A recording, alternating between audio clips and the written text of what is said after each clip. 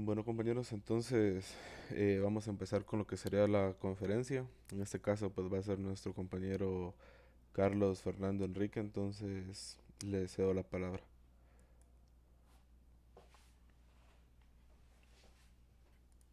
¿Qué tal? Muy buenos días. No sé si se me escucha o si se me escucha muy bajo. Hago un cambio de micrófono. Solo me confirmas, por favor. Sí, se te escucha bien. ¿Sí se escucha bien? Sí. Entonces me voy a quedar con ese micrófono. ¿Qué tal? Muy buenos días, compañeros. Mi nombre es Carlos López, como bien comentaba. Eh, Soy estudiante al igual que Blanco del noveno semestre y también me encuentro dando una auxiliatura, solo que en mi caso de un curso nuevo. Tal vez lo llegaron a escuchar si es que tienen algunos compañeros, porque ustedes creo que están justo en el corte de cambio de pensum, si no estoy mal. Creo que todavía tienen un pensum 2022, creo.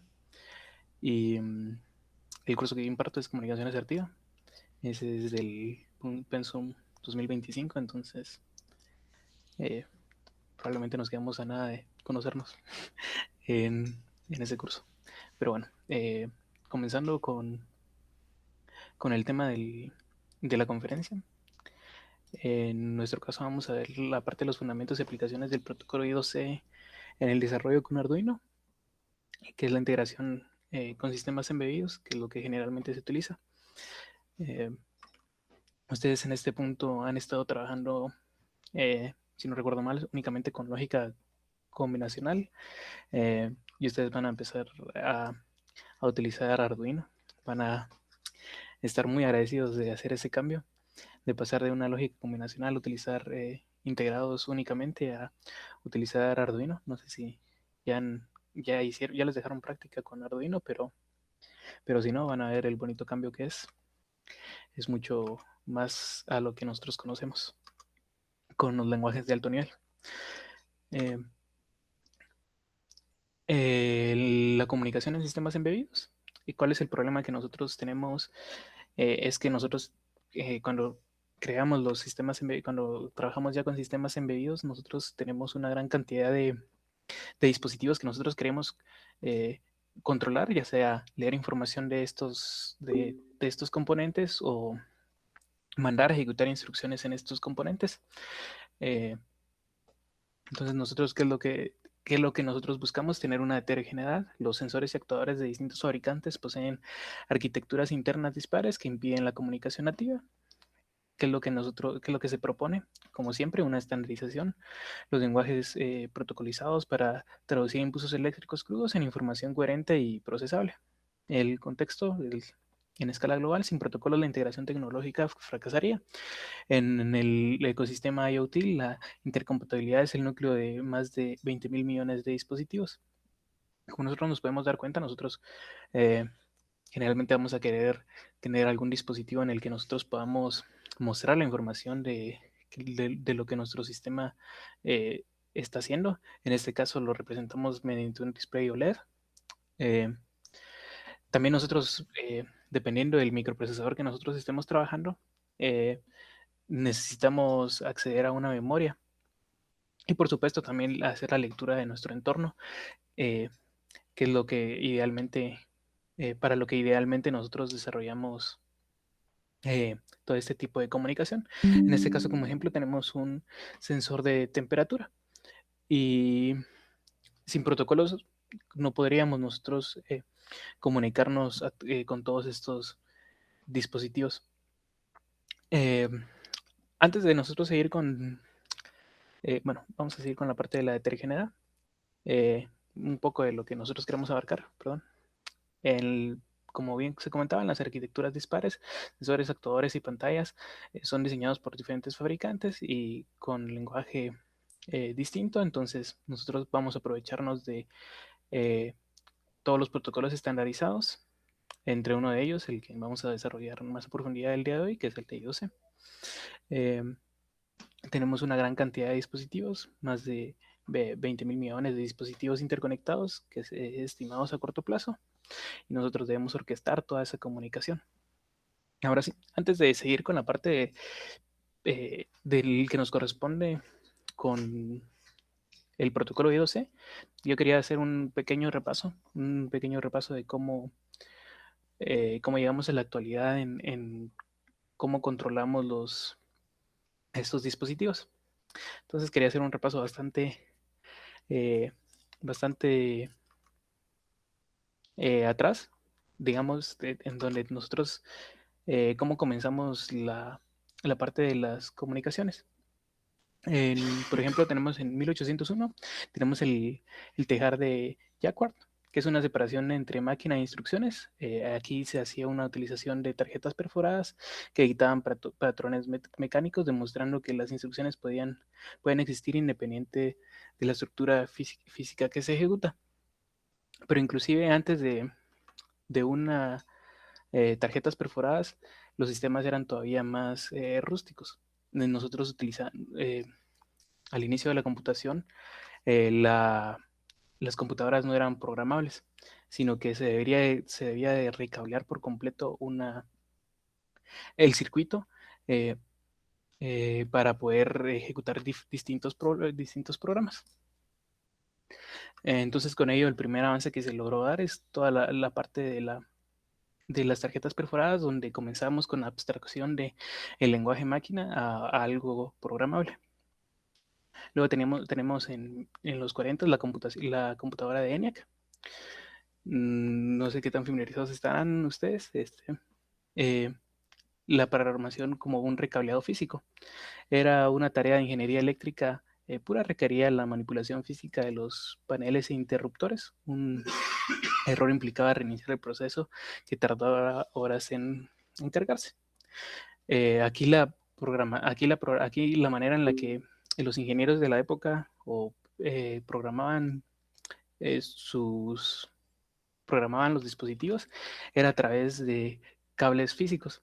Imagínense eso, no era eh, la ventaja que tenía es, por supuesto, es un cálculo computacional, pero no se tiene ningún tipo de comparación con lo que nosotros trabajamos en los días, en nuestros días. Eh, Ahora sí, ya comenzamos con un poco ya pasamos de una capa más de abstracción. En los 50 ya tenemos una introducción de qué es un lenguaje ensamblador, que es el nivel más bajo de abstracción simbólica.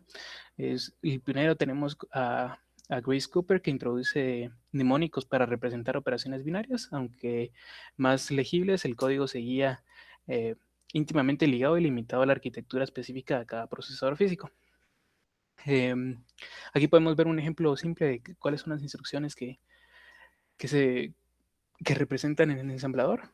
Nosotros programamos tal cual como ven aquí. Nosotros en este caso estamos haciendo un movimiento en memoria. Estamos moviendo en el registro X el número 1 y vamos a hacer una suma entre el registro A y el registro B. Aquí no vamos a profundizar demasiado en qué es el ensamblador, porque ustedes van a llevar un curso únicamente dedicado a eso. Es el siguiente curso a organización computacional en arquitectura de computadores 1. Ustedes van a profundizar con mucho más detalle toda la parte de ensamblador. Es una buena parte de ello, es únicamente ensamblador. Pero aquí ya vemos cómo nosotros vamos a ir abstrayendo cómo programamos los computadores. Ya no tenemos que ver todo en ceros y unos, ya podemos tener una pequeña capa de abstracción donde ya podemos ver, aunque sea instrucciones muy básicas, pero que podían agilizar el proceso y a través de ellas ya hacer programas de manera un poco más eficiente. Por supuesto, programar en ensamblador no, sin tener ninguna comparación a lo que nosotros utilizamos hoy en día en los lenguajes de alto nivel, que es lo siguiente. Aquí la independencia total del hardware. Bueno, como una pequeña anotación, en el ensamblador nosotros dependemos todavía de la arquitectura de los procesadores. No solo de la arquitectura, también depende del modelo del procesador que nosotros tengamos. Si no se apega a una arquitectura, las dos más conocidas son x86 y si no se pegan a estos estándares, los CPUs tenían instrucciones específicas para cada tipo de de CPU. Eh, pero ya pasando en los 80s, ya pasamos a un lenguaje de alto nivel. Lenguajes como C++, bueno, es todavía más posterior, pero permiten modelar sistemas complejos. Un compilador traduce esta lógica humana al lenguaje máquina, permitiendo operar transiciones sin necesidad de manipular ningún tipo de componente físico. Eh, es lo que ustedes ya han estado más acostumbrados a trabajar, lenguaje de alto nivel, una definición de una función y qué es lo que debemos de retornar. Y ahora sí, vamos a adentrarnos antes de, como tal, del protocolo que nos corresponde a nosotros. Primero una definición mucho más amplia de qué es un protocolo. Un protocolo de comunicación es un conjunto formal de reglas, restricciones y procedimientos que definen cómo se realiza el intercambio de paquetes de información entre dos o más puntos de una red. Actúan como el estándar que permite la conexión y transferencia de datos entre puntos finales independientes de su arquitectura interna. Nosotros no utilizamos únicamente protocolos en la parte tecnológica, podemos extraer toda la parte de protocolos a protocolos de seguridad dentro de alguna empresa. A nivel empresarial nosotros no nos referimos a protocolo únicamente a tecnología como tal, sino que se establecen una serie de protocolos ya sea para cómo maneja el negocio, la lógica del negocio de una empresa, eh, cómo manejar ciertas situaciones en concreto. Entonces, la definición de protocolo es mucho más amplia de, de un tema tecnológico, eh, siguiendo la definición, que ya que es un conjunto de reglas y restricciones y procedimientos que definen cómo se realiza una acción en concreta. Aquí podemos abstraer no únicamente a paquetes ni nada. Tenemos una pequeña comparativa. De humano con un protocolo, una conversación humana. Primero debemos, en la parte humana, nosotros debemos de compartir el idioma. Si no compartimos el idioma, nosotros no podemos comunicarnos. Desde ahí partimos en una conversación humana. También nosotros debemos respetar turnos para hablar. De nada sirve si todos nos ponemos a hablar a la vez. Nosotros no vamos a poder transmitir nuestras ideas, ni vamos a poder recibir las ideas de los demás. Y por supuesto tenemos algún tipo de confirmación. Puede ser una confirmación tanto oral o en este caso que nos ejemplifica una conversación, una confirmación a través de los gestos. Ahora, ¿cómo relacionamos esto a los protocolos? No tenemos, sin una sintaxis y un formato de datos, es imposible nosotros comunicarnos. Si bien a la hora de trabajar, lo que terminan trabajando todos los microcontroladores, todos los chips, todos los sensores son ceros y unos, son altos y bajos, ya sea depende del voltaje que manejen. Eh, por mucho de que comparten esa parte de ceros y unos, si nosotros no establecemos una sintaxis en el formato de los datos, no nos vamos a poder entender con los dispositivos que nosotros queremos controlar. Si nosotros mandamos una serie de datos de ceros y unos que no corresponde al protocolo que utiliza nuestro dispositivo, es imposible que nos podamos comunicar. Eh, la analogía que tenemos en respetar a los turnos, tenemos la sincronización de reloj. Aquí depende un poco también. Hay protocolos que son asíncronos y protocolos que son síncronos. En el caso de I2C es un protocolo síncrono. Vamos a ver más adelante eh, eh, cuando audemos en I2C que se trata de un protocolo asíncrono. Pero a grandes rasgos, la parte de la sincronización de reloj permite que un sistema pueda, bueno, nuestros componentes sepan en qué tiempo están mandando las instrucciones, cuando nosotros debemos de empezar a leer eh, y cuando no. Generalmente, bueno, cuando analicemos la parte de la gráfica de cómo se ve un reloj, eh, vamos a poder ver un poquito más visual esa parte. Y luego tenemos una confirmación. Si nosotros no tenemos una confirmación, por ejemplo, aquí tenemos la confirmación ACK que se utiliza en este protocolo. Si nosotros no tenemos una confirmación, no sabemos cuándo terminó la instrucción, cuándo nos dejaron de mandar datos. Generalmente, dependiendo del tipo de protocolo, lo que se hace es mandar una señal alta o una señal baja. Eh, eh, Eso depende mucho del protocolo. También terminan con algún tipo de sentencia, o sea, es un tipo de flujo de bits que nos permiten indicar cuándo se está terminando esta comunicación.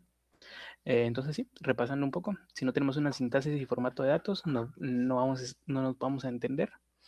Dependiendo del tipo de protocolos, necesitamos sincronizar la comunicación, o si el protocolo no lo permite, no necesitamos esta parte de sincronización. Eh, y necesitamos un tipo de confirmación para saber cuándo completamos el flujo de los datos que íbamos a transmitir. ¿Y cuál es la sintaxis y semántica que generalmente utilizan los protocolos? Generalmente utilizan un encabezado, dependiendo del tipo de protocolo, utilizan una dirección, a qué dispositivo está dirigiendo. Es el caso de I2C. I2C trabaja con direcciones. El comando, eh, generalmente si es de escritura o lectura. Si nosotros queremos leer información de nuestros dispositivos, o si queremos escribir información en los dispositivos, los datos, la información que nosotros vamos a estar intercambiando, y el limitador, que es donde nosotros vamos a indicar que que nuestro mensaje ya ha finalizado. Entonces, la sintaxis define el formato de los datos y la estructura matemática de los mensajes, estableciendo un orden estricto de los bits. La semántica permite interpretar el significado de cada campo. Distingue críticamente si un valor binario representa una dirección en memoria o una instrucción de control. Aquí creo que podemos visualizar de manera mucho más clara cómo, bueno, si imaginamos un poquito más, todo esto debería de ser una serie de ceros y unos con un tamaño delimitado. Por ejemplo, generalmente se utilizan en bytes. Entonces, una serie de 8 bits en donde nosotros podemos poner el encabezado de los datos que puede llevar, de los metadatos que puede llevar este protocolo. También, dependiendo del número de direcciones que maneje el protocolo, puede variar un poco la dirección. Generalmente en las comunicaciones que nosotros vamos a ver con los dispositivos que nosotros controlamos en Arduino, no suele ser un número muy grande porque no está diseñada como tal. Por ejemplo, el protocolo de I2C teóricamente soporta hasta 127 dispositivos, pero en la práctica ya no es posible ese número de direcciones porque comenzamos a tener ruido entre nuestros dispositivos. Si bien podemos establecer estrategias como un multiplexador para limitar toda la parte del ruido, pues en la práctica a veces no utilizamos todo el máximo de direcciones. También la parte del comando. El comando puede ser una serie de bits mucho más pequeños. Generalmente es un, un, una cantidad reducida de comandos que nosotros podemos utilizar. Y ya los datos, pues sí, es la cantidad de datos que nosotros queramos transmitir.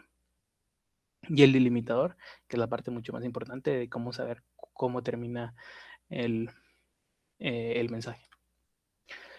Ahora sí, aquí sí podemos ver de manera más gráfica la parte del reloj que comentábamos, que es una sincronización. Y también tenemos mecanismos de error. Eh, el reloj es una serie, es una señal generalmente cuadrada, es decir, nosotros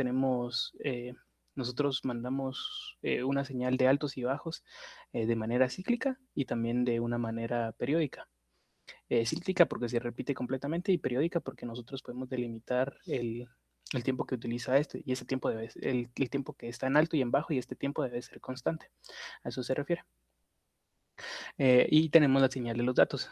Entonces, es decir, cuando nosotros generalmente se hace una lectura en alto, cuando tengamos un voltaje, cuando nosotros estemos transmitiendo un voltaje en el reloj, aquí es donde nosotros debemos de leer el dato, en este caso sería un cero.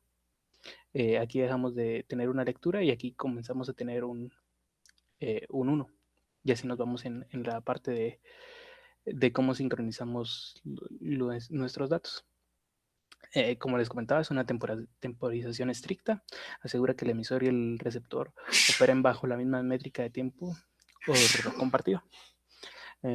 Vamos a ver que, por ejemplo, hay un protocolo que también se suele utilizar que no tiene esta parte de la sincronización. Vamos a ver más adelante cómo trabaja este protocolo. Mecanismos de error. Los mecanismos de error pueden haber sumas de verificación y la paridad para detectar fallos físicos y garantizar la integridad absoluta del mensaje. Dependiendo del protocolo, también nosotros podemos utilizar diferentes mecanismos para asegurarnos de que nuestra información está llegando de manera íntegra. O sea, es decir, el receptor está recibiendo la información tal cual nosotros la quisimos mandar. Generalmente se utiliza la parte del bit de paridad. Creo que es el mecanismo de error más simple que podemos implementar. Nosotros mandamos como en la parte final de nuestro mensaje, dependiendo si tenemos un número par de bits en nuestra cadena, dependiendo del protocolo, puede ser un 1, puede indicar un 1 para indicar que tenemos un número par de bits, o puede ser un 0 si tenemos un número impar de bits.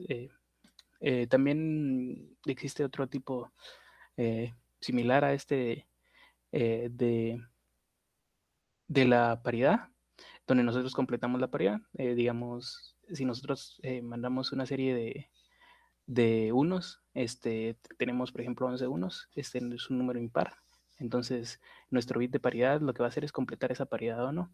En este caso, si suponemos que tenemos 11 unos, 11 valores positivos, nuestro bit de paridad sería 1 y completa la paridad a 12. Si nuestra serie de datos ya es par, mandamos nuestro bit de paridad sería 0.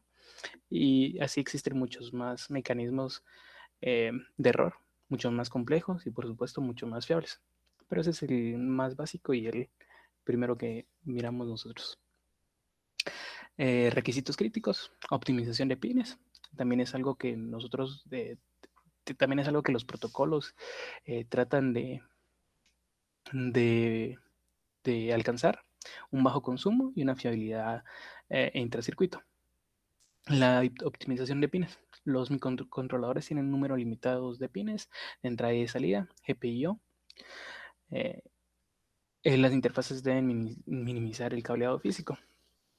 ¿Por qué nosotros queremos optimizar los pines? Nosotros tenemos un número, dependiendo de nuestro sistema embebido, podemos tener un número muy alto de sensores o de algún otro controlador con el que nosotros nos queramos comunicar y podríamos quedarnos de manera rápida sin pines para poder comunicarnos. ¿Por qué minimizar también el cableado físico?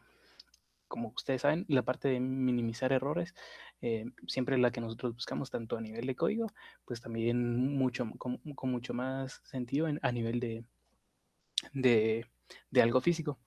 Cuando ustedes han estado, o sea, ya tienen experiencia implementando un cableado físico, eh, probablemente perdieron un par de horas en la U tratando de ver qué cable conectaron mal, qué cable se les olvidó poner. Entonces eso también reduce la parte de errores. Es una manera de nosotros podemos reducir los errores, un bajo consumo. Las operaciones con batería requieren protocolos que permitan que permanezcan latentes y consuman un mínimo de corriente en reposo. Esto, por supuesto, está también más relacionado a cuando nosotros no estamos conectados directamente a la red eléctrica, sino que nuestro sistema debe aislarse. Es primordial optimizar el uso de nuestros recursos, en este caso de la batería, para tener para con una menor cantidad de capacidad de almacenaje, nosotros poder optimizar al máximo esa cantidad de energía limitada que nosotros tenemos. No solo, no solo en la parte de los protocolos, sino que también nosotros como armamos nuestro sistema. La fiabilidad intracircuito, la comunicación a distancia de milímetros a centímetros tiene una mayor inmunidad al ruido electromagnético de componentes vecinos. Eso es lo que les comentaba. Si bien al estar, al tener al estar en un circuito embebido que generalmente tienen distancias muy pequeñas, de hecho los protocolos que nosotros vamos a ver están diseñados para distancias pequeñas, no están diseñados para distancias muy largas. Vamos a ver más o menos cuál es el alcance de estos protocolos. Cuando nosotros aumentamos también la cantidad de dispositivos y lo manejamos de manera inadecuada, nosotros también perdemos un poco de la fiabilidad en el circuito. Entonces depende de cómo el, el protocolo maneje eh, esta parte de la fiabilidad, también nos puede tirar una tendencia a qué protocolo utilizar. Ahora, la interfaz física, tenemos el paradigma paralelo. Aquí tenemos un ejemplo donde transmiten unas palabras completas de 8, 16 o 32 bits de forma simultánea. Desventajas en sistemas modernos: consumo excesivo de pines del microcontrolador, requisitos de cables anchos y voluminosos, severa diafonía e interferencia electromagnética a largas distancias y desalineación de reloj a altas frecuencias. Por supuesto, si bien tenemos este tipo de desventajas, la ventaja principal que tenemos en el sistema, en el paradigma paralelo, es la cantidad de información que podemos transmitir simultáneamente. Generalmente nosotros no vamos a utilizar el paradigma paralelo. De hecho, si ustedes se dan cuenta en nuestras tecnologías, prácticamente no tenemos en nuestra vida diaria interfaces que utilicen un paradigma paralelo. Probablemente lo más cercanos son las impresoras que antes utilizaban un gran cable. De hecho, el cable se llama cable paralelo. Pero esas son impresoras bastante más antiguas. ¿Dónde sí se utiliza el paradigma paralelo? En la construcción en la construcción del CPU como tal. En la arquitectura que utilizan, el cómo está diseñado el, el microcontrolador. Generalmente la utilizan, por ejemplo, el ejemplo más clásico es cómo utiliza el CPU el halo, que es la unidad de cálculos que tiene el CPU. Esa comunicación si es en paralelo, igual que con la memoria. En la memoria, cuando accede a la memoria, utiliza un paradigma paralelo para poder cargar un volumen alto en memoria. Allí sí podemos nosotros ver el paradigma paralelo, pero como tal en, en nuestra vida diaria es muy poco usual ver el paradigma paralelo. También por esta parte de, de la eh, de la fiabilidad. Eh, por ejemplo, cuando se diseña un microcontrolador, ellos tienen un control mucho más preciso de cómo mantener esa fiabilidad. Entonces, para los fabricantes suele ser mucho más factible mantener esta fiabilidad. Ahora sí, la interfaz física, una evolución a serial, es una transmisión secuencial bit a bit a través de un canal singular. Aquí mencionamos las ventajas: es el uso mínimo de pines, reducción drástica de costos de enrutamiento en nuestras PCBs, mayor robustez y menor susceptibilidad a interferencias, y permite frecuencias de reloj mucho más altas para compensar la transmisión en serie. Esta es la parte, esta creo que es la principal desventaja, pero que perdemos el volumen que nosotros movemos. Pero como aquí mismo lo indica, lo que nosotros podemos compensar esta pérdida de volumen de datos a través de un reloj mucho más alto. La comunicación serial, esa sí la podemos ver nosotros de manera mucho más fácil. Creo que lo que todos conocemos es el USB. El USB utiliza una comunicación serial, y prácticamente todos nuestros dispositivos en la actualidad utilizan un tipo de USB, ya sea USB A, USB B. De hecho, las impresoras, como les comentaba, ya las actuales hicieron ese cambio. Generalmente las actuales utilizan, bueno, ya ni tan actuales, ¿verdad? Utilizan el tipo de USB B. Eh, Nuestros dispositivos móviles generalmente ya utilizan la mayoría, antes utilizaban USB micro, ahora utilizan la mayoría USB-C. Entonces, como en nuestro día a día, la parte de la evolución, se ha ido a la parte serial. Ahora sí, el panorama de estándares en la industria. Aquí vamos a ver principalmente cuatro estándares de la industria. Es el UART, ese es el que les comentaba que era sincrónico. Es simple y basado en baud rate. El SPI, sincrónico de alta velocidad, tiene 4 líneas y también, al igual que en nuestro protocolo I2C, permite la arquitectura maestro-esclavo. El I2C, que es el que nos va a corresponder a nosotros, es síncrono, 2 líneas, multidispositivo por direccionamiento. En los protocolos industriales tenemos Modbus, eso generalmente se utiliza para los PLCs, EtherCAT para determinismo en tiempo real.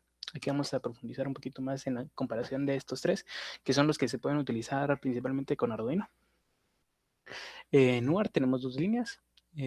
Como bien les comentaba, es un protocolo asíncrono, sin reloj compartido, basado en bound rate predefinido. Aquí este protocolo, el principal foco que tiene es la sintaxis de nuestro protocolo. La sintaxis está bien definida para saber cuándo comienza un mensaje y cuándo termina.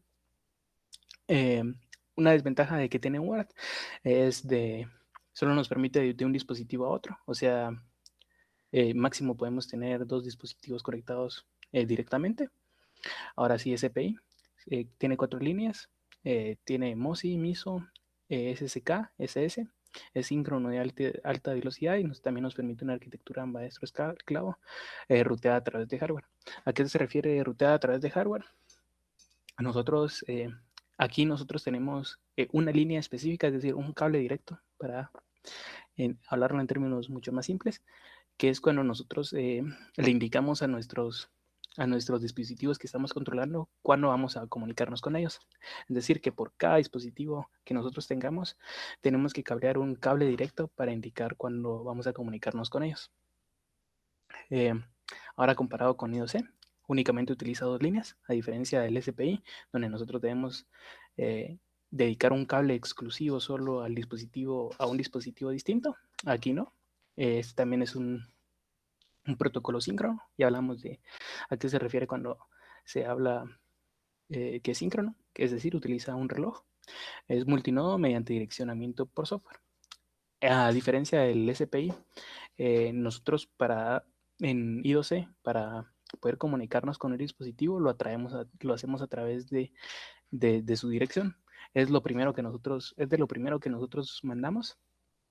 Indicamos a qué dispositivo vamos a hablarle. Este dispositivo, una vez lee que es a él que nos estamos refiriendo, es cuando este dispositivo hace caso.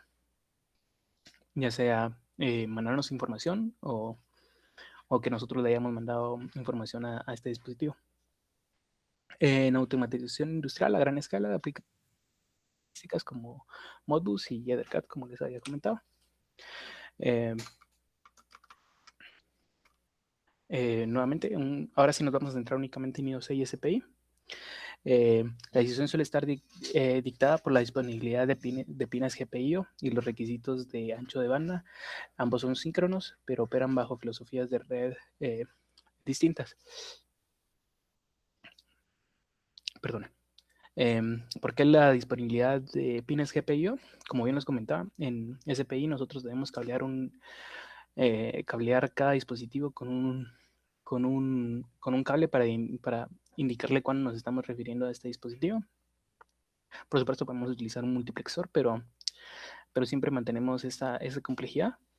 En I2C no. En I2C la reducción de cables es mucho más simple. ¿Qué ventajas tiene SPI entonces? Bueno, primero vamos a seguir con la comparación. Entonces I2C, 2 líneas necesarias. Protocolo SPI, tenemos como mínimo 4 y agregamos un cable más por cada dispositivo extra que nos queremos comunicar. Modo de operación, half duplex, es no simultáneo, es decir, no podemos leer y escribir a la vez. Esa es una desventaja de I2C. En cambio, duplex sí, nos permite a través de sus 4 pines tanto escribir como leer a la vez con los dispositivos.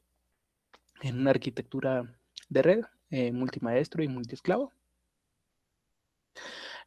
Podemos configurar nuestra arquitectura para tener varios maestros dentro de nuestra arquitectura. En el caso de SPI, ¿no? Tenemos un único maestro y múltiples esclavos.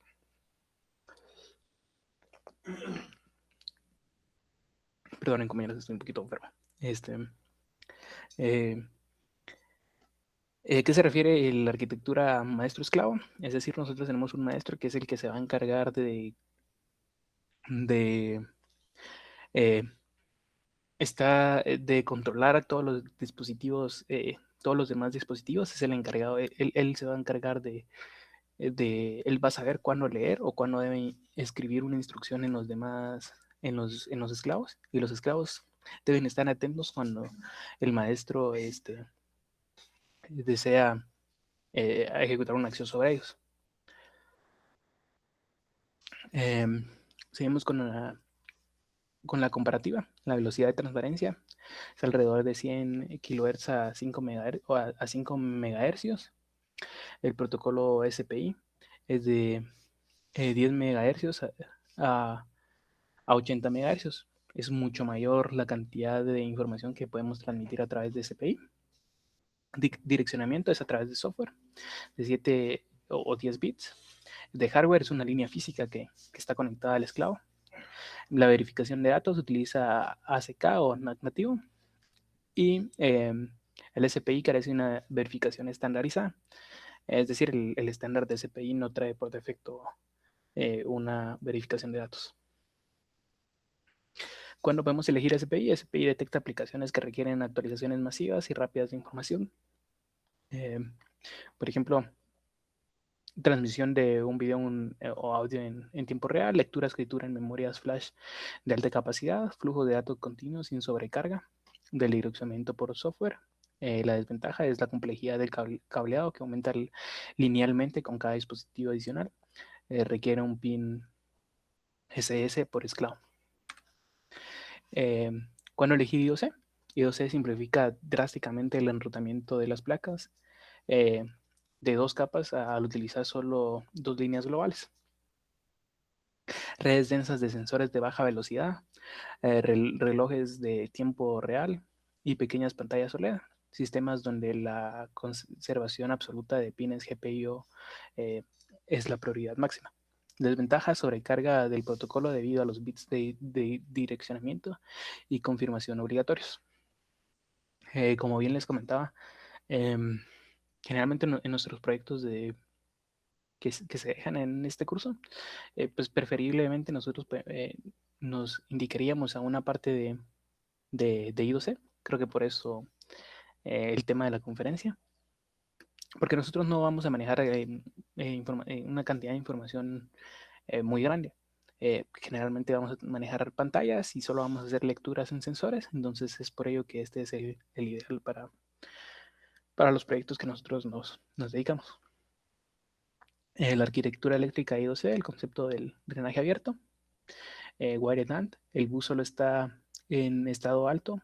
Lógicamente, si todos los dispositivos liberan la línea, el drenaje abierto, los dispositivos solo pueden tirar la línea hacia ground. Dependen de la resistencia pull-up para retornar a valor ABCC. Esto previene cortocircuitos y 2 maestros transmiten simultáneamente. Aquí tenemos una arquitectura donde aquí tenemos el reloj y aquí tenemos la línea de los datos. Tenemos conectado el maestro, ambos están conectados a tierra. Tenemos nuestras resistencias pull-up. En el caso de Arduino, pues las trae incorporadas por defecto y el esclavo que está conectado a la misma línea. Como ven, la configuración, el cableado que requiere es muchísimo más simple. Aquí tenemos una gráfica muchísimo más detallada sobre el ciclo de vida físico de una transición I2C. Tenemos el reloj. Aquí, cuando el SDA cae abajo mientras ese SCL está abierto, que es nuestro reloj. La dirección utiliza 7 bits de destino más un bit que nos indica si es lectura o escritura nuestra operación. Tenemos el receptor que tira a SDA abajo. Aquí es donde tenemos la parte de la confirmación. Tenemos nuestra ráfaga de datos, ráfagas de 8 bits, es decir, transmite a través de bytes. El MS va primero y luego tenemos nuestra señal de stop. SDA sube a alto mientras el SSL está activo. Ahora sí pasamos a la parte de Arduino. Nosotros tenemos una capa de abstracción de hardware. Arduino nos permite una abstracción de hardware.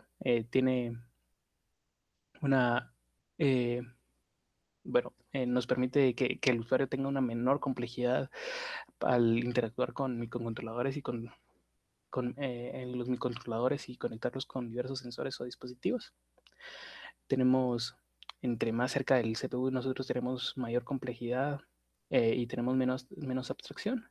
Entre más nos acercamos a menor complejidad, utilizamos, nos permite una mayor usabilidad. Tenemos la capa física de hardware, es el nivel inferior. Registros de microcontrolador e interrupciones físicas. Esta es la parte de código máquina, o más o menos también está la parte de ensamblador. Tenemos ya la primera capa de abstracción, el núcleo de Arduino y las librerías que podemos utilizar, que ocultan la manipulación de registros y la temporización del reloj. Nosotros cuando trabajamos con Arduino, nosotros tenemos ya una serie de bibliotecas que nos abstraen programar todo a mano. Esa es una de las mayores ventajas que tenemos cuando trabajamos con Arduino. Y el entorno del usuario. El lenguaje que utiliza es un lenguaje que mucho más familiarizado a lo que nosotros trabajamos, un lenguaje C++. Tiene una estructura lógica basada en setup para la configuración y el loop para la ejecución infinita. Cuando pasemos a la parte del ejemplo, que ya es lo siguiente que viene, vamos a detallar más la parte de setup y de loop. Y bueno, el ejemplo por excelencia es la pantalla LCD. A través de un, este, de un módulo de I2C que nos permite transformar nuestras comunicaciones en serie a utilizar un bus serial en I2C. Si nosotros analizamos este caso, las pantallas LCD generalmente vienen de la siguiente manera, en la que nosotros configuramos, en la que nosotros manipulamos de manera más manual todo como el display que nosotros queremos realizar. Generalmente requiere más de 6 pines digitales, monopolarizado los puertos del microcontrolador. Cuando nosotros utilizamos un módulo de I2C, nosotros convertimos esta comunicación en una comunicación serial, es decir, pasamos a tener una menor cantidad de cables. En este caso pasamos a tener únicamente dos, los que hemos visto, que es el reloj y el de datos. Solo requiere alimentación. Bueno, ahí les podemos sumar dos pines, pero esos son pines obligatorios. Si no tenemos alimentación, imposible que podamos controlar nada. Entonces la comunicación serial transforma la complejidad del hardware de eficiencia arquitectónica, liberando recursos para sensores adicionales. Bueno, ahora sí vamos a pasar con la parte del ejemplo. Solo denme un minutito en lo que cambio.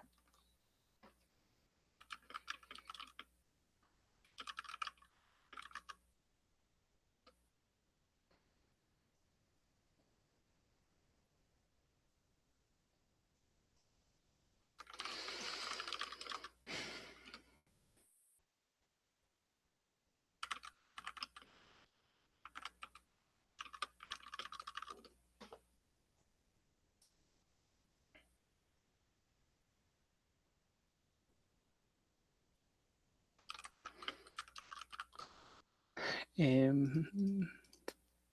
Primero vamos a ver una imagen vamos a pasar a una imagen de este módulo que les comentaba. Vamos a ver, presentar otra cosa.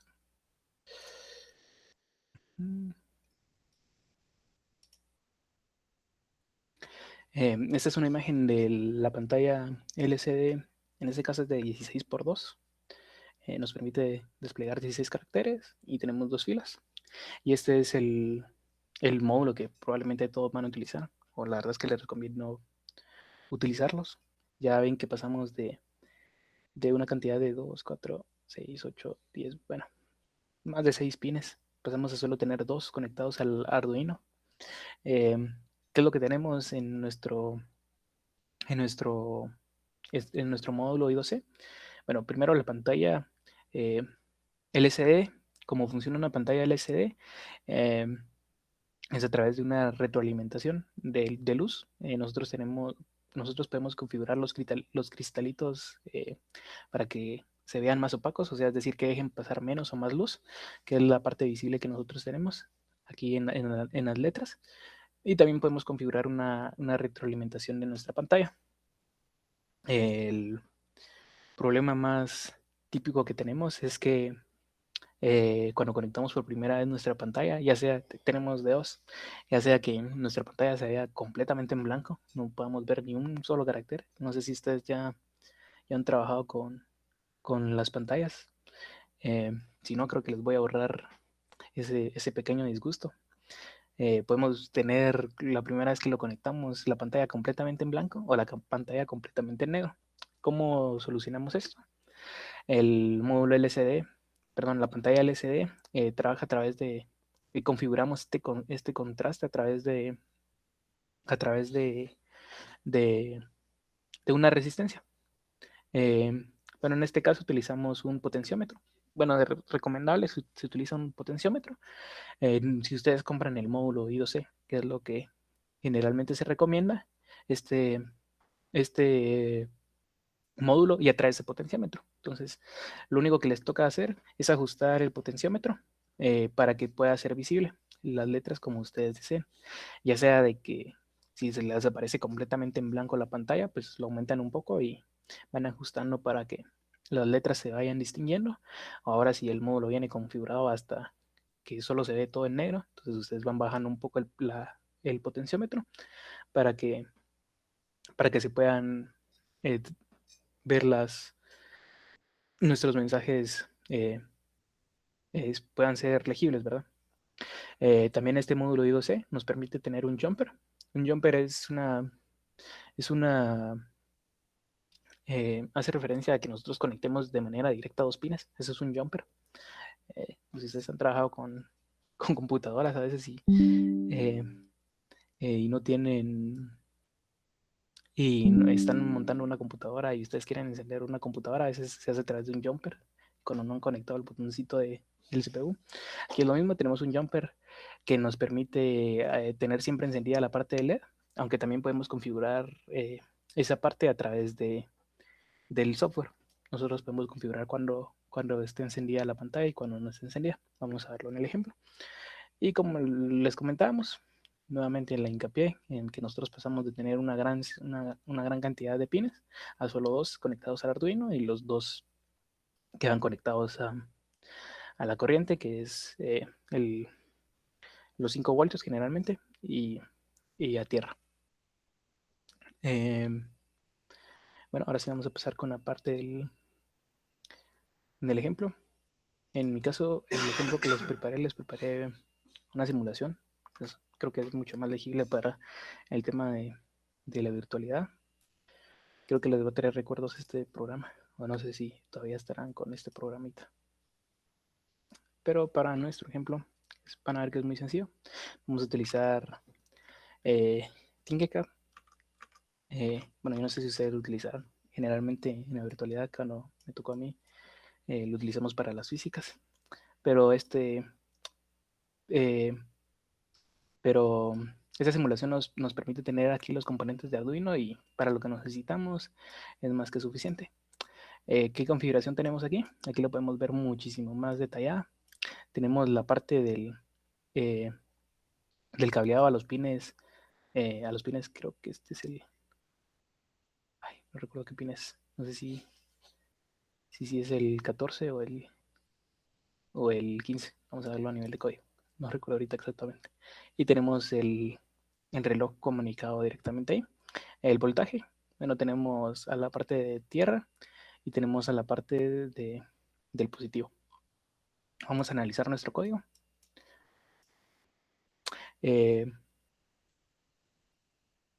Permítanme, solo voy a ver. Creo que este no es el código que tenía preparado.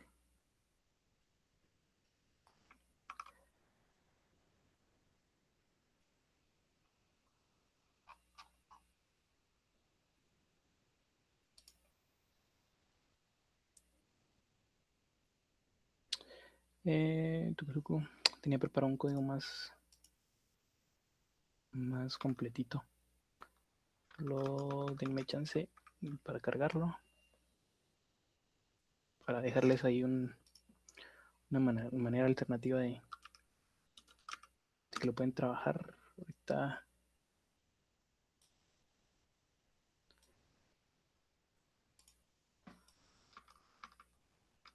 Perdonen, vamos a ver. Vamos a cambiarlo.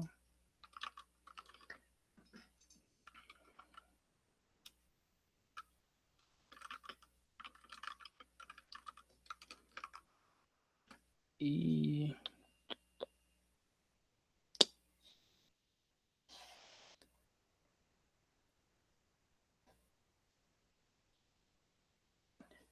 ahorita lo cambiamos, perdonen.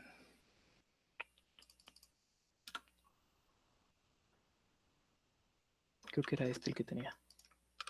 Espero que sí sea. Bueno, primero analicemos el código por defecto, cómo utilizamos. Ahorita desconozco qué tanto han trabajado con Arduino. No se me olvidó preguntarle a Blanco si habían estado trabajando con Arduino o todavía no.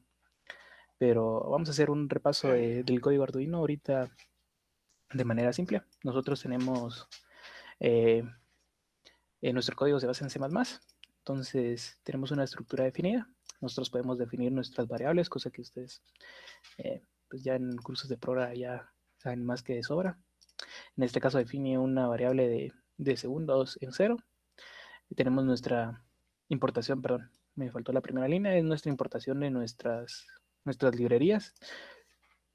Generalmente la librería el conjunto de librerías que ustedes van a utilizar es Adafruit. Tiene un montón de librerías para un montón de sensores.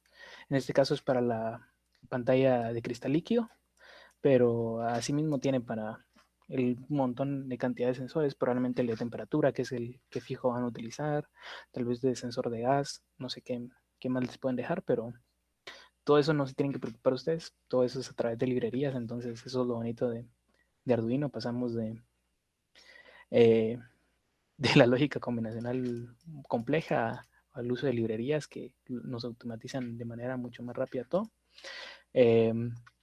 Aquí tenemos nuestra parte de la LCD. Aquí le definimos que es una LCD de 16x2. Perdonen, aquí definimos nuestro objeto de LCD. Aquí le pasamos nuestra dirección.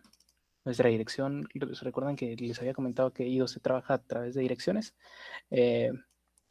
Ustedes pueden investigar exactamente qué dirección trae el módulo I2C. Generalmente es la misma para todos los dispositivos y nuestro módulo a veces nos permite cambiar el último bit. ¿Por qué nos permite cambiar el último bit? A través de un jumper. No recuerdo si los módulos I2C nos lo permiten hacer, pero que hay dispositivos que nos lo permiten hacer. Es por si nosotros queremos mantener más de una pantalla, nosotros cambiamos ese bit y aquí es donde nosotros hacemos la diferenciación, la dirección. Generalmente solo les piden una pantalla, entonces eso no es necesario, pero para su conocimiento, algunos módulos les permiten cambiar el último bit de su dirección, entonces ya pueden tener más de una pantalla. Tenemos la parte de setup. Aquí nosotros establecemos la configuración general de nuestro código. En este caso solo vamos a definir que nuestro LCD es de 16x2. ¿Por qué 16x2? Porque también hay pantallas LCD de 18x2 me parece, y probablemente existan de mayor configuración. Y aquí tenemos lo que nosotros queremos imprimir. para poder imprimir, aquí por defecto viene en nuestro cursor está en 00, es decir, está en la fila 0 y en la columna 0. Entonces podemos imprimir Hello World ahí. Y ahora aquí nosotros manualmente le estamos indicando que es la columna 0 y la fila número 1, es decir, la fila de abajito. Vamos a imprimir los segundos. Eso es lo que les comentaba. Nosotros también a través de esta librería podemos configurar cuando se enciende y se apaga nuestra retroalimentación. Y utilizamos un delay de 500 milisegundos. De ahí apagamos nuestra pantalla, esperamos otros 500 milisegundos y ahora sí aumentamos nuestra variable de segundos. Y en la práctica, que es lo que les quería mostrar, lo vamos a poner después. Cuando ustedes estén programando, ustedes no deben utilizar delay. Delay generalmente solo son para pruebas rápidas. ¿Por qué no pueden utilizar delay? ¿Por qué no deben utilizar delay? Porque delay nos detiene la ejecución completa en este punto. Es decir, si nosotros tenemos código extra, que en su caso es lo que les va a suceder, van a tener un montón más de lógica. Si ustedes ponen un delay en este punto, van a detener toda esa lógica. Entonces debemos encontrar otra estrategia para no detener todo nuestro loop. Una vez termina acá, como bien pueden imaginarse a través de esta función, loop, una vez llegamos a este punto, vuelve a iniciar nuestro LCD, vuelve a iniciar nuestra función, y esta función se llama iterativamente hasta que nosotros detengamos nuestro Arduino.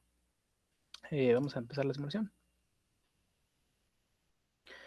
Como pueden ver, un poquito lento, pero ahí va.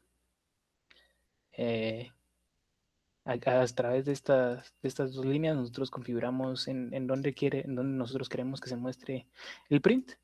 A través de esta línea es que estamos haciendo ese parpadeo de establecer la luz con un 1 para que se encienda, con un 0 para que se apague. El otro delay, y tenemos la variable de segundos que va aumentando poco a poco, que es la que lee para ir poniendo. El otro código que tenía preparado, espero si sea este, es este.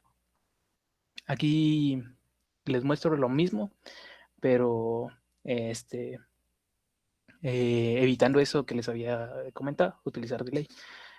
Para que no se detenga toda la ejecución de nuestro programa, ya sé que ustedes vayan a leer un sensor extra y ese sensor tiene que encender un LED, que es lo típico. Entonces, si ustedes utilizan delay, van a detener todo ese comportamiento. ¿Qué es lo que se hace? Nosotros vamos a establecer primero nuestras variables. Bueno, esto ya lo conocen, esto ya lo vimos ahorita hace un ratito. Es la librería que utilizamos para controlar nuestra pantalla líquida a través de I2C. Vamos a crear dos variables. Bueno, vamos a crear múltiples variables. Vamos a tener una variable que nos dice previous millis, donde vamos a almacenar nuestro último tiempo registrado, que nos va a permitir tener una comparación de cuánto tiempo ha transcurrido. El intervalo. Aquí vamos a definir una variable que nos va a decir, podemos modificarla de manera rápida para indicar que pasemos 500 milisegundos. Aquí definimos una variable extra para la parte de cuando se enciende la luz, en el estado en el que está. Y tenemos la variable segundos, que es la que vamos a desplegar. No confundamos con la nueva variable que tuvimos. Tenemos la variable de los segundos actuales. Y, bueno, perdón, se me olvidó comentar la palabra, el tipo de dato. Nosotros vamos a utilizar un SIGNET long, es decir, vamos a utilizar un tipo de dato que no tiene signo. Van a ser todos positivos. Todos van a ser positivos. ¿Por qué utilizamos esto? Porque nos permite aumentar nuestro rango. Recuérdense que cuando utilizamos un long o un integer normal, estamos en el campo de los enteros, o sea, es decir, tenemos números positivos y negativos. Con un SIGNET nosotros ya no tenemos números negativos, pero aumentamos nuestra capacidad de conteo. No sé si la duplicamos, espero no estar equivocándome. Como mínimo duplicamos nuestra cantidad de números que podemos almacenar. Aquí definimos la dirección de nuestro módulo I2C. Nuevamente tenemos la parte de setup. definimos qué tipo de pantalla es y le ponemos nuestro print de Hello World que no va a cambiar. Entonces, por eso está en la parte de setup. Aquí ya tenemos la parte de loop, que es la que se va a ejecutar constantemente. Aquí vamos a utilizar esta función de milis que, que la trae Arduino. Nos dice el milisegundo que nosotros estamos en ejecución. Entonces tenemos el current milli. Entonces aquí tenemos la lógica para parpadear cada cierto tiempo. Entonces la lógica es muy simple. Tenemos la cantidad de milisegundos que estamos actualmente y tenemos la cantidad de milisegundos que almacenamos en el anterior. Si la resta de estos milisegundos es mayor a nuestro intervalo, entonces ya ejecutamos nuestra lógica. A través de una resta nosotros podemos hacer lo que hace la parte de delay. Como ven, no es nada complicado, es únicamente una resta. Ahora sí establecemos que nuestros previous milis ahora es igual a los milisegundos que han transcurrido hasta el momento. Y aquí ejecutamos nuestra lógica. Si está en alto, pues lo pasamos abajo, y si está abajo lo pasamos en alto y establecemos según el estado actual. Ahora, para incrementar el contador, aquí es también muy parecido. Tenemos los milisegundos que han transcurrido hasta el momento y aquí tenemos una variable más, que es el contador de otra variable que nos permite mantener ese control de cuántos segundos han aparecido. Ahora no utilizamos la parte de interval porque el interval lo habíamos definido con 500 milisegundos. Ahora lo aumentamos a 1000 milisegundos, que es un segundo.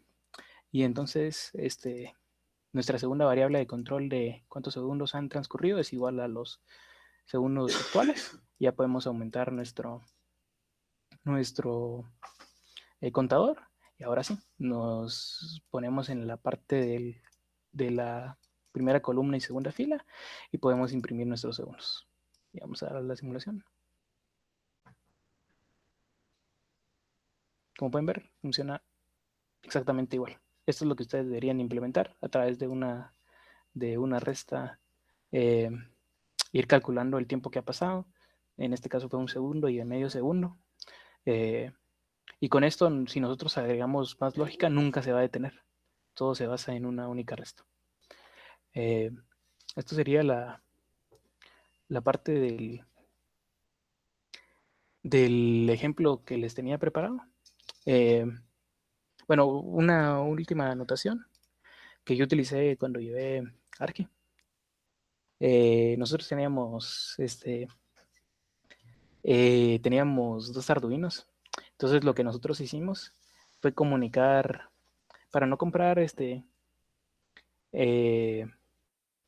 los módulos que nos permiten ampliar nuestro número de pines, porque nos pedían un montón de sensores. Nosotros, como les digo, perdón, ahí que me hice bolas, teníamos dos Arduinos. Y lo que hicimos para no comprar este módulo que aumenta los pines es comunicar los dos Arduinos por I2C. Es decir, nosotros teníamos dos Arduinos. En mi caso era un Nano y un Uno, justo. Entonces, utilizamos el mismo protocolo. La ventaja de que utilizamos I2C y en el Arduino, a diferencia de estos dispositivos que ya traen la dirección estática y generalmente solo se les puede cambiar el último bit, en Arduino ustedes pueden establecer su dirección de esclavo. En su código maestro utilizan la dirección del esclavo que establecieron en el Arduino y pueden hacer una comunicación entre los dos Arduinos. Y así, si ustedes tienen dos Arduinos, por lo que sea, pueden utilizar este mismo protocolo y controlar más sensores o controlar más actuadores desde el otro dispositivo. Entonces ustedes también pueden utilizar IOC en ese sentido, no solo para los componentes ya prefabricados. Esto sería la parte de la conferencia, compañeros. Espero les haya sido de utilidad el protocolo I2C, que definitivamente lo van a utilizar. Más de algún sensor lo va a traer. La recomendación principal para manejar las pantallas es utilizarlo. Y un poco de historia y comparación con los demás protocolos. Espero haya sido de su agrado. Eso sería todo por mi parte, Blanco. Te dejo con tus estudiantes. Gracias Carlos ahí por la conferencia. Entonces espero que los compañeros hayan podido aprender lo que les enseñaste el día de hoy. A compañeros también ahí en el chat les dejé yo